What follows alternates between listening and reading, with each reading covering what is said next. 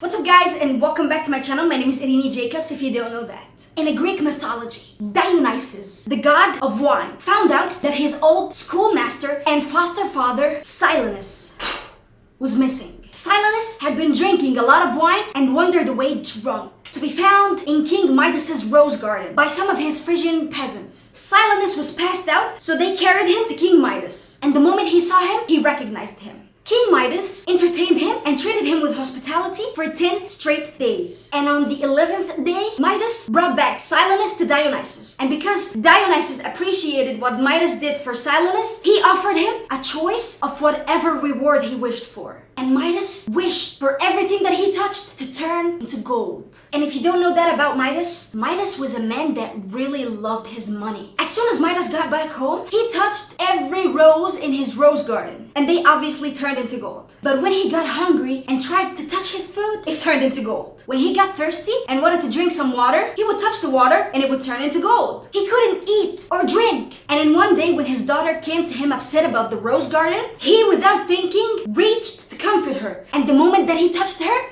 she turned into gold. And in that moment, Midas realized that his gift is nothing more than a curse. And he started praying for Dionysus, saying, "Please, take your gift back." And after Dionysus heard his prayers, he told him to go wash himself in the Pactolus river, saying that it'll cleanse him from the curse. And Midas, being the man that he is, did so without thinking twice. And when he touched the water of the river, it turned into gold. My dear friends, what you're not noticing and what social media doesn't really tell you is that we have 32 people on this planet that have a very similar condition to the condition that Midas had. In 2016, BBC published an article about a lady called Rachel Prince, saying that she can't go out in the rain because she's allergic to water. Yep, folks, you heard it right. She's allergic to water. Water that covers about 71% of the Earth's surface. Do you know that oceans hold about 96.5% of all Earth's water? Water even exists in air as water vapor. Water is in rivers, lakes, ice caps, and glaciers. Water is in the ground as soil moisture. Water is even in your sweat, tears, and saliva. Whenever someone with water allergy is exposed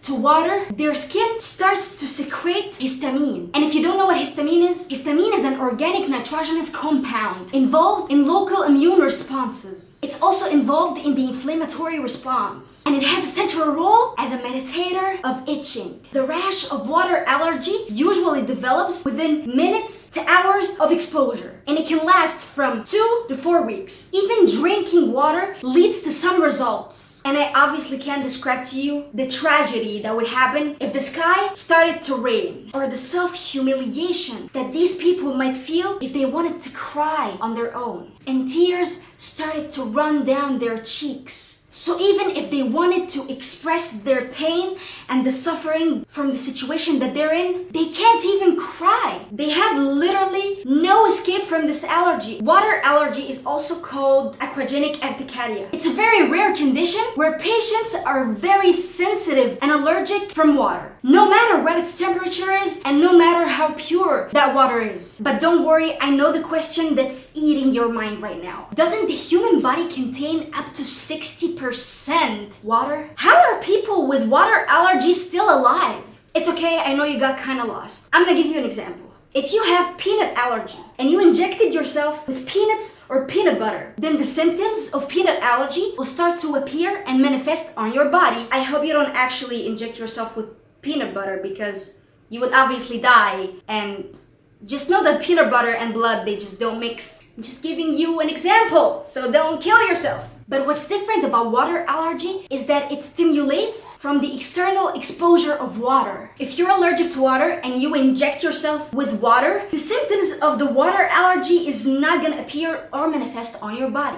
And that's a very dangerous and important quality, because that means that water itself is not the reason for the allergy, but it could be a substance that's on your skin that dissolves whenever it touches the water and enters the skin with the water. But that's a theory that hasn't been confirmed yet. But the million question now is, how are patients with water allergy living their life with all these difficulties? It's literally like I just told you. If it's winter, it's gonna rain, so they're gonna get rashes. If it's the summer, they're gonna sweat, so they're gonna get rashes. If they're stuck at home and they can't go out, they're gonna be sad, they're gonna cry, and they're gonna get rashes. It's literally an impossible situation. It doesn't feel like they're really living. They decrease the amount of time they go shower as much as they can. They drink milk instead of water, and they stay home while it's raining. They take antihistamines to decrease the effect of histamine. But the bigger problem that they face is that they are fewer than you think. One person in every 230 million people is allergic to water. Or like I told you in the beginning of the video, there are only 32 people that are allergic to water on this planet. And that makes us unable to make enough experiments to make the perfect cure or medicine. And even if we found a medicine, no pharmaceutical company is gonna make a medicine for only 32 people in the world. The medicine may be in our hands because of science, but it may not be available because of economy. Think about it. How can you make profits from only 32 people in the world? Water allergy is not the only rare allergy. For example, you have solar urticaria, which is the exposure of ultraviolet or UV radiation, and it can affect the covered or the uncovered areas of the skin. Or something like heat urticaria, which is the urticaria of overheating. Or something like exercise-induced urticaria, which is the urticaria of physical exercise. There are even people that are allergic to nickel sulfate that we make coins from. So these people can't touch money coins. And not only that, there are people that can't even touch anything or get their skin exposed to pressure or rubbing, like dermatographic urticaria. So that's it for today's video. I hope you guys enjoyed. Please, if you did, make sure you give this video a huge thumbs up. Don't forget to subscribe to my channel and turn on post notifications so you never miss any video that I upload in the future. Also, make sure you go follow me on my social medias. Links are gonna be down in the description below. And I'm gonna see you guys next time. Peace out.